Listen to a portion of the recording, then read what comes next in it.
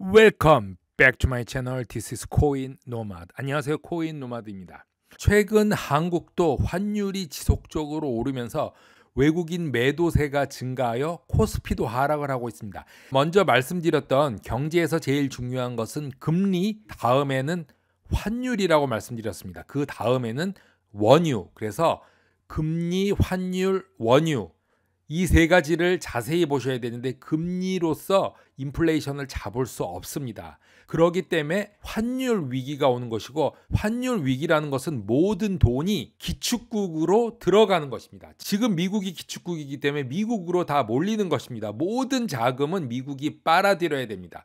기축국이 바로 서야지만 이 전 세계가 유지가 되기 때문이죠. 자, 그 다음에 원유값입니다. 마지막 원유값이 천정부지로 올라가면 대부분의 국가는 자동적으로 무너지게 돼 있습니다. 그러면서 그레이트 리셋, 다 리셋이 되는 것이죠. 그게 화폐 시스템의 100년 만에 이루어지는 순환매가 되겠는데, 점점 위기가 다가오고 있습니다. 철저히 준비해 두셔야 됩니다.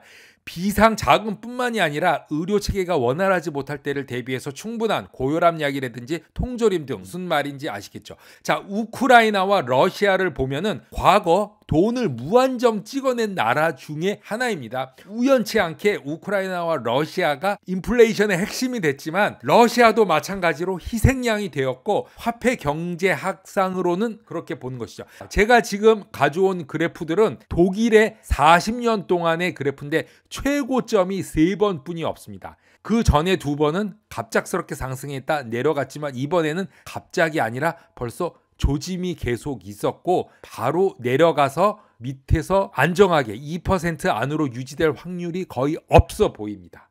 이렇게 가격이 상승한 것은 음식이 문제가 아니라 에너지 가격 상승으로 인한 식품 가격도 상승한 것이다. 방금 전에 제가 말씀드렸던 세 가지, 금리, 환율, 석유, 원유. 원유의 문제가 음식까지 온 거죠. 제일 밑바탕에 큰 문제가 쌓였다. 이 말을 말씀드리려고 제가 이 차트를 가져왔습니다. 이 차트는 1963년부터 올해까지 독일의 인플레이션을 보여주는 차트인데, 최근 1년 동안 어마어마한 기울기로 하늘을 향해 인플레이션이 올라가고 있습니다. 그 전까지 0% 인플레이션이라는 게 존재하지 않았습니다. 독일. 왜 독일이 중요한지를 말씀드리면, 독일은 유로존, 즉 미국 달러화를 받들고 있는 유로존이 60%나 차지하는데 전 세계 60%를 이끌고 가는 나라가 바로 독일입니다. 미국 달러화를 받쳐주는 건 페트로 달러지만 경제를 이끌어가는 것은 독일이다. 그렇기 때문에 독일이 굉장히 중요한데, 독일이 0% 인플레이션이었다가 갑작스럽게 8%대로 말도 안 되는 일이 벌어진 거죠. 누르고 코비드 19으로 눌렀던 게 터지면서 디플레이션이 인플레이션으로 한 번에 번해버린 엄청난 유럽의 위기가 오고 있다. 자, 이번에는 가장 중요한 달러 인덱스 DXY를 보겠습니다. 이 달러 인덱스만 봐도 아무것도 안 봐도 된다. 비트코인도 안 봐도 되고 주식시장도 안 봐도 되고 이거 하나만 보면 충분하다. 그럼 이 달러 인덱스로 비트코인을 한번 본다면, 비트코인은 2013년부터 저희가 볼 수 있죠. 기다리는 알트코인이 왔던 적이 달러 인덱스가 고점에서부터 저점으로 내려간 때였습니다. 한 번, 두 번, 세 번 있었죠. 달러 인덱스가 위로 올라간다는 말은 달러가 강하다는 의미입니다. 그 말은 비트코인이 별로 좋지 않다, 알트코인이 좋지 않다는 말이죠. 최근 좋았다가 나빠져서 V자죠. 그런데 만약에 이게 달러가 더 약해진다면, 지금 강해지는 이유는 모든 돈이 미국으로 빨려가기 때문입니다. 하지만 이게 다시 밑으로 내려온다면 비트코인은 하늘로 향해 날아갈 수밖에 없고, 그중 몇몇 알트코인도 하늘로 향해 날아갈 수뿐이 없는 것입니다.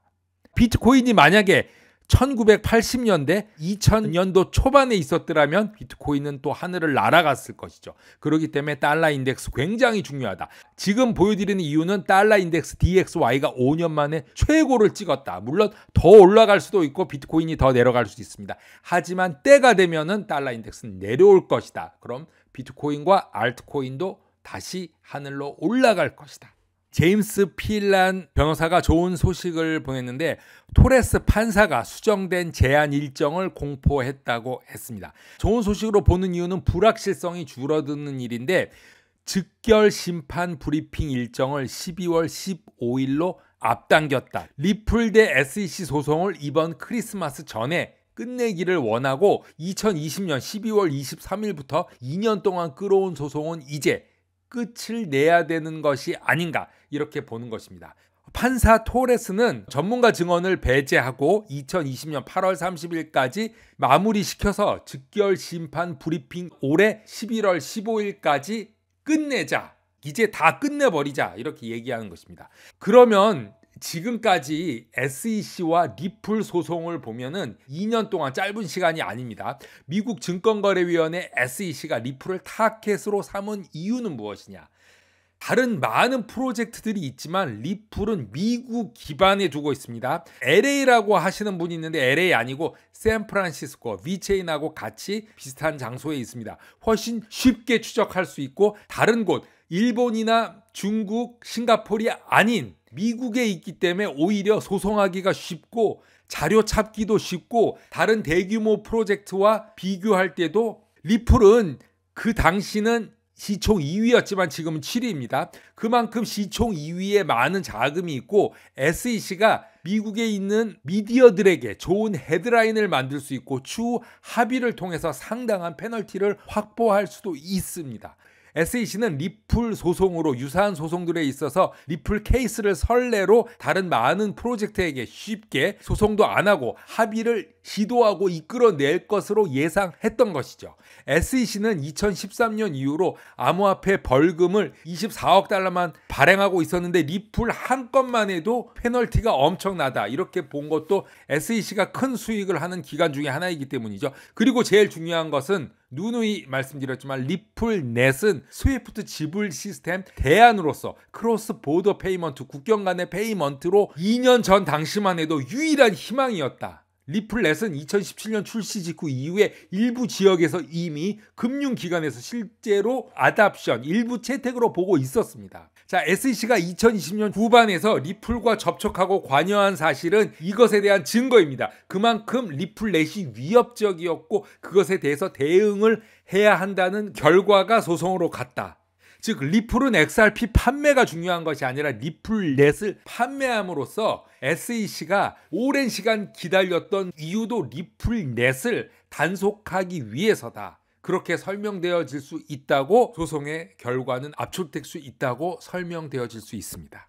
로버트 기요사키는 와이프와 같이 운영하고 있는 유튜브 채널 부자 아빠 라디오 쇼에서 미국이 대공황으로 치닫고 있고 세계의 부채 증가와 러시아, 우크라이나 간의 지정학적 긴장이 경제 침체를 촉발하는 역사상에서 가장 큰 시장이 될 수 있다 걱정을 하고 있습니다. 오늘 부자 아빠 라디오 쇼에서 게스트로는 캠브리지 하우스 인터내셔널 CEO 제이 마튼과 인터뷰를 했는데요. 제이 마튼은 모든 국가의 인플레이션을 이제 인식하기 시작했다고 말하면서 인플레이션은 계속될 수 있다는 점을 사람들이 깨우치고 있고 인플레이션으로서 부자는 더 부자가 되고 가난한 사람은 더 가난하게 만든다고 말하면서 제일 큰 문제는 중산층이며 가장 큰 타격을 받는 것은 중산층이라고 말했습니다. 인플레이션에 대비하기 위해서 석유, 원유에 막대한 투자를 하고 있다는 캠브리지 하우스 인터내셔널 CEO는 오일은 비료를 제공하고 비료는 농작물을 계속 자라게 하며 농작물은 식료품 가격을 상승시키고 이 상승된 가격은 식료품이 슈퍼마켓에 가는 비용이 증가됨에 따라 전체적으로 모든 것이 다 나빠질 것이라고 말하면서 현재의 경제 상황은 투자자들이 선택할 수 있는 옵션이 거의 없다고 말합니다. 달러에 대해서 암울한 전망을 하면서 금과 은, 비트코인에 대해서만 낙관적이라고 말하고 있습니다. 미국 최대이자 전 세계 최대 헤지펀드 블랙락은 10조 달러 규모의 자산을 관리하는 자산관리회사인데 이 블랙락이 처음으로 ETF 출시를 한다고 발표했습니다. 디지털 자산을 중심 글로벌 펀드인 iShare 블록체인 앤 테크 글로벌 펀드인데 미국 및 미국 이외의 기업으로 구성된 블록체인 및 암호화폐 기술의 개발, 혁신, 활용에 관여하는 회사에 투자를 한다고 합니다. 4월 25일 출범했고 약 472만 달러 자산이 있는데 그중에 11.5%가 미국 거래소 플랫폼인 코인베이스에 지정이 되어 있습니다. 그리고 나머지는 마라톤 채굴 회사죠. 11%, 리엇 블록체인 10.4%, 그리고 금융 서비스 회사 갤럭시 디지털의 6.7%의 ETF 할당을 가지고 있다고 설명하고 있습니다. 코인 노마드 오늘은 여기까지 하겠습니다. 감사합니다.